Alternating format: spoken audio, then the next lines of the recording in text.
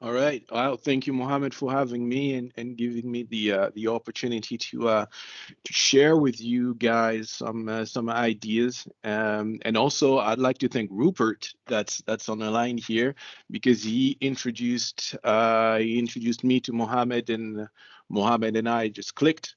And it's a very pleasant experience. Um, uh, so my name is Gabriel Fidalgo. I'm a senior 3D artist at a company called Surreal Digital Twins, and we are based in Bern in Switzerland. You might have heard by my accent I am not from Switzerland, uh, but I've been working here for the last 10 years, and it's a very exciting place. But there's a lot going on in the tech world. So I have prepared a few slides that I'm going to share with you. Um, there Go you ahead. go. Okay, can you guys see my screen? Absolutely. Okay, so I wanted to talk about the digital conquest of the world, and the reason why I chose that is for very specific reasons. The first one being that my father is from a former colony, and the idea of worlds being conquered has always resonated in me because it's part of my history. Um, so I will touch back on the matter a little later, but first I wanted to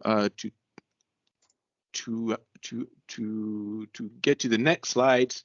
I have two questions and a statement.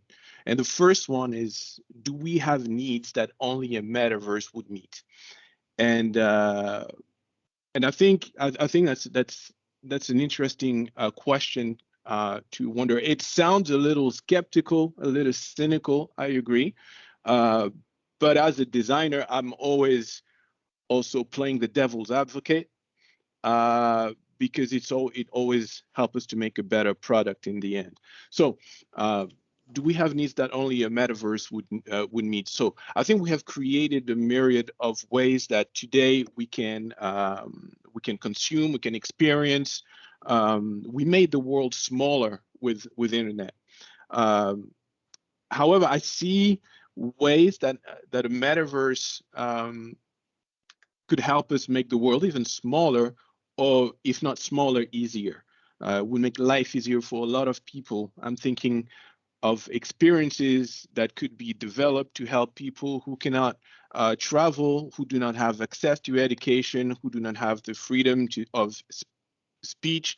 They would probably struggle to access that metaverse, but freedom of movement or freedom of accessing information, those are ideas that deserve to be developed within the metaverse, because it would be a very powerful tool to help improve those points. And then what do the potential users say? Um, in all the conversations I've been in regarding the metaverse, I kept on hearing, and it started about 4 years ago. Uh, the company I was working for then was toying with the idea, and the name, the Matrix, was thrown uh, a lot, and other notable science fiction references were used as well, and I think we have the tools to develop pieces of technologies that, once put together, would help us achieve something like the metaverse. But the idea of the metaverse as sold today, um, I'm I'm I'm struggling to see it happen in the near future. Uh, but something is sure, that something is going to happen, for sure.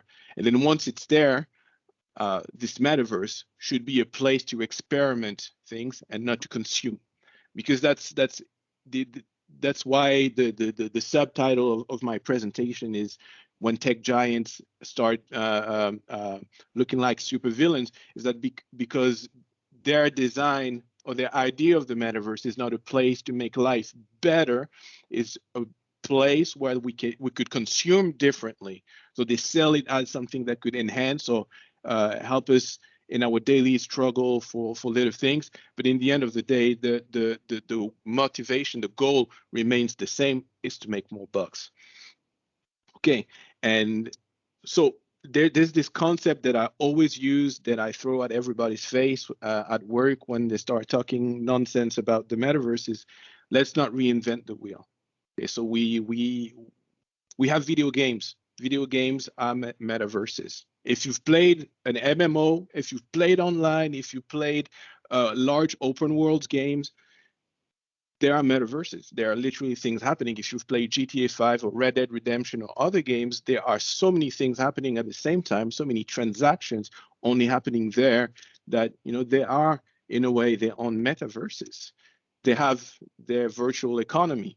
There are games like EVE Online, where you can spend hours, days online, spending a currency that's only valuable within this universe, and that's a whole economy. You can buy things, you can improve what you have, you can become rich or become poor, and your life within the game, it's easier if you're rich and it's harder if you're poor.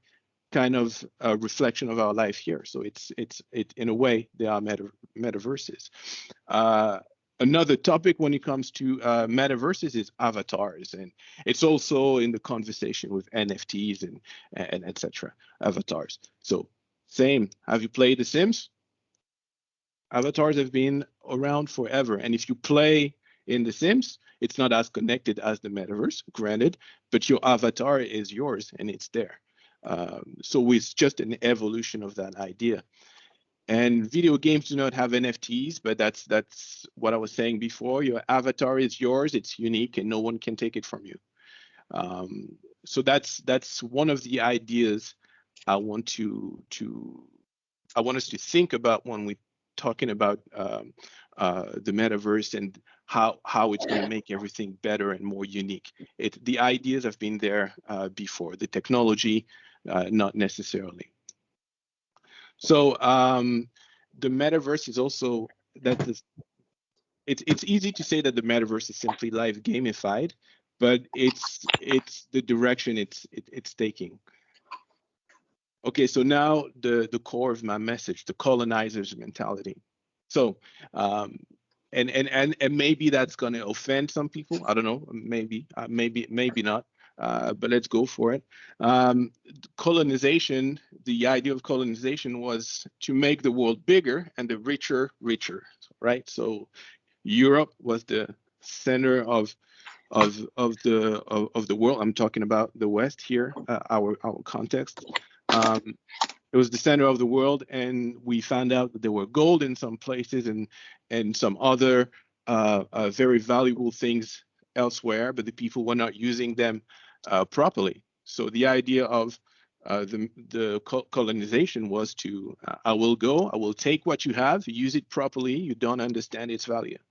And that's the same idea with sometimes the metaverse. Gamers, you have this technology, you do that way, the games are designed that way. I can create more value out of it, you don't understand it. So that's the idea behind it. Another point is that another idea is that create and control a space in which you can live and consume as I dictate. That's the colony is right there. My father is from a beautiful country called Cabo Verde or Cape Verde. It's off the coast of Senegal. It's a former Portuguese colony, and there was nothing there before. So the Portuguese went there and created an organization, a country, in which you could live and consume as they dictated. So what did they create? They created a giant open space supermarket for slaves, where people from all over the world could come and buy slaves. That's where I'm from.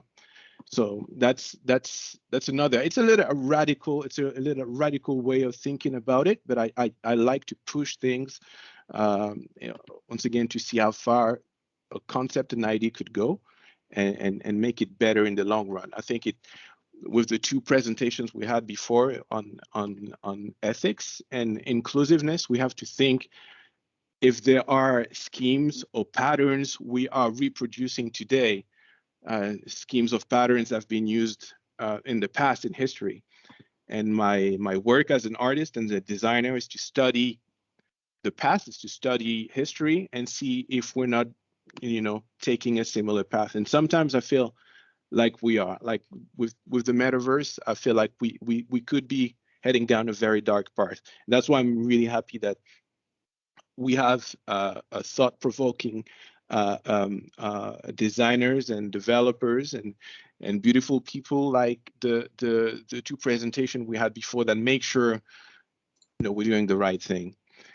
And another idea is the first company that will create a functional metaverse will be a digital god or a digital dictator or whatever, but they will have control over a lot of things. And that's, for me, that's something, that's a little iffy as a topic. The creation of the metaverse has the same logic as colonization, because it's about making the world bigger once again and make those who have the infrastructure to host this metaverse richer. So there's a similarity that I find a little not alarming but worrying. We gotta be careful with that. So just to finish, I also have a challenge for you guys. We are all designers or developers, or artists. I'm both a designer and an artist. And this line from Spider-Man, with great power comes great responsibility, I really love it. It always stuck to me. So we have great creative and programming power. So with great creative and programming power comes great responsibility. We can make this metaverse a safe haven, a really helpful place, or we could, not do anything and let the big tech decide how we use it. So it's up to us. We have the tools. We have to decide whether what we do with it. So yeah, I invite you guys to come talk to me, leave me some feedback, discuss. Let's talk about those things. Those are where you can reach me. Twitter, email, whatever. I'm always there. Thank you.